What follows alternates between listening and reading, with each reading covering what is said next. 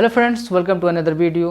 पिछली वीडियो की तरह इस वीडियो में भी मैं आपको वो ट्रिक बताऊंगा जिससे आप दवाइयों को बिना पढ़े हुए सिर्फ उसके फार्मूले के सफिक्स को देखकर आप जान जाएंगे कि वह दवाई किस बीमारी में दी जा रही है। अगर आप भी यह जानना चाहते हैं तो प्लीज़ लाइक करिएगा, शेयर करिएगा और चैनल को सब्सक्राइब करिएगा और हाँ, अंत तक ज़रूर वीडियो देखिएगा। चलिए स्टार्ट करते हैं।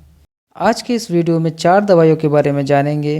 पहली है एंटी डायबिटिक या शुगर कम करने वाली बीमारियां, दूसरी हैं सेडेटिव हिप्नोटिक दवाइयां, विटामिन डी की दवाइयां और जो लास्ट में हम बात करेंगे वो होंगी इरेक्टाइल डिसफंक्शन या नपुंसकता की बीमारियों को ट्रीट करने वाली दवाइयाँ।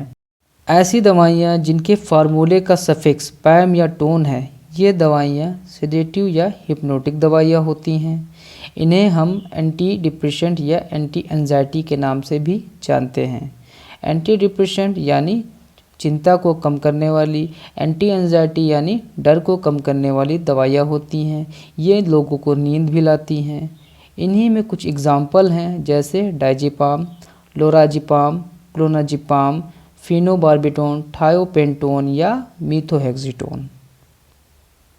अब स्क्रीन पर आप देख सकते हैं कि डायजेपाम को वेलियम डायजेपाम 10 mg के नाम से भी मार्केट में उपलब्ध कराया गया है और यह एक सेडेटिव हिप्नोटिक ड्रग है जिसका काम होता है लोगों को शांत रखना या फिर उनके डर को कम करना या उनकी चिंता को कम करना। ऐसी दवाइयाँ जिनके फार्मूले का सफिक्स स्टेरॉन है, ये दवाइयाँ सेक्स हार्मोन या सेक्स स्टेरॉइड कहलाती हैं और इनका इस्तेमाल तब किया जाता है जब किसी मेल में इरेक्टाइल डिसफंक्शन जैसी डिजीज़ या नपुंसकता जैसी डिजीज़ आ जाती है।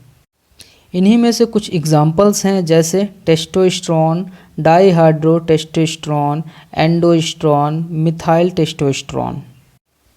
अब आप स्क्रीन पर देख सकते हैं कि टेस्टोस्टेरोन को प्राइम टेस्टोस्टेरोन या प्राइम टेस्टो 250 mg के नाम से भी मार्केट में उपलब्ध कराया गया है। ये आदमियों की नपुंसकता को सही करने या उनके इलाज में इस्तेमाल की जाती हैं। ऐसी दवाइयाँ जिनके फार्मूले का सफिक्स फेरॉल या ड्रोनेट होता है, ये दवाइयाँ विटामिन डी की दवाइयाँ होती हैं। जब कभी किसी व्यक्ति को विटामिन डी की कमी होती है तो विटामिन डी की कमी से रिकेट्स, ऑस्टियोमलेशिया, ऑस्टियोपोरोसिस जैसी बीमारियां हो जाती हैं। तब विटामिन डी को एज ए मेडिसिन इन्हीं बीमारियों को ठीक करने के लिए दिया जाता है। इन्हीं बीमारियों को ठीक करने वाली कुछ मेडिसिन के एग्जाम्पल कैल्सीफेरॉल, कोल कैल्सीफेरॉल, पैमिड्रोनेट या राइसड्रोनेट हैं। अब आप स्क्रीन पर देख सकते हैं कि कैल्सीफेरॉल D3 को ड्रेविट D3 के नाम से भी मार्केट में उपलब्ध कराया गया है। यह एक विटामिन D3 की दवाई है। जब विटामिन D3 की कमी होगी तो इसी दवाई को दिया जाता है। ऐसी दवाइयाँ जिनके फार्मूले का सफिक्स लिप्टिन या ग्लिनाइड होता है, ये ओरल एंटी डायबिटिक यानी शुगर को कम करने वाली दवाइयाँ होती हैं। ओरल का मतलब है कि ये दवाइयाँ बाई माउथ खिलाई जाती हैं एज ए टैबलेट या कैप्सूल फॉर्म में।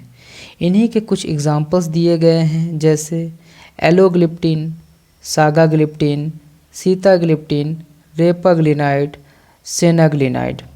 ये सभी डायबिटीज़ यानी शुगर की बीमारी को कम करती हैं।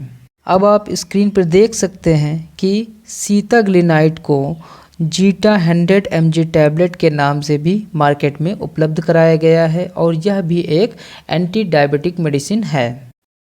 वीडियो पसंद आने पर वीडियो को लाइक करें, जितना ज़्यादा हो सके शेयर करें और प्लीज़ चैनल को सब्सक्राइब ज़रूर करें क्योंकि इससे मुझे मोटिवेशनल फील होता है और ऐसे ही मैं वीडियो आपके लिए जल्दी से जल्दी लाता रहूँगा जिससे कि आप आसानी से आसान ट्रिकों का यूज़ करते हुए फार्माकोलॉजी की ड्रग्स के बारे में जान पाएंगे।